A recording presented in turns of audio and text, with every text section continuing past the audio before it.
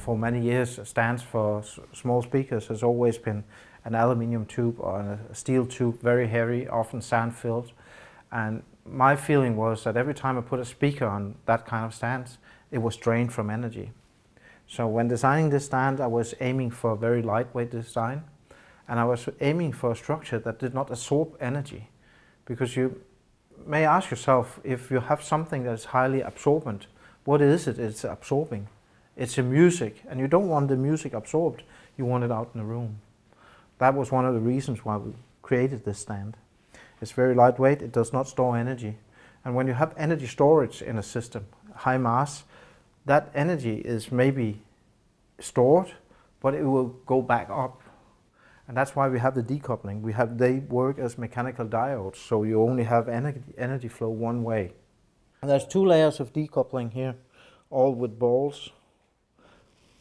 And they are placed in the corners of the speaker. And when you have something in the corners, that is actually where the speaker is the stiffest, because you have 3 walls meeting, so you have a very, very stiff thing. You cannot have a lot of vibration there. So that's why we hang it in the corner.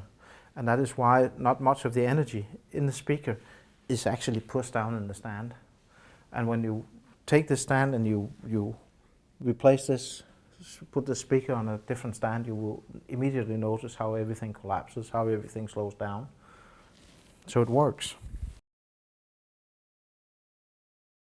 They are built in the same way. They are mechanically tuned acoustical resonators. When you have something like decoupling on a piece of electronics, they work the same way. People think that it's isolation. You have to isolate the equipment from the environment. But actually the most noise is inside the equipment.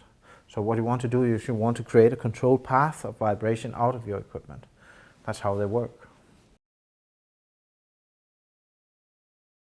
What happens if you have spikes and you have wooden floors and carpets and stuff like that is that you actually attach the speaker to your living room, and that means that you add a lot of mass, and that is not a very good way, because the vibrations you put down into the floor will go up in the speaker again.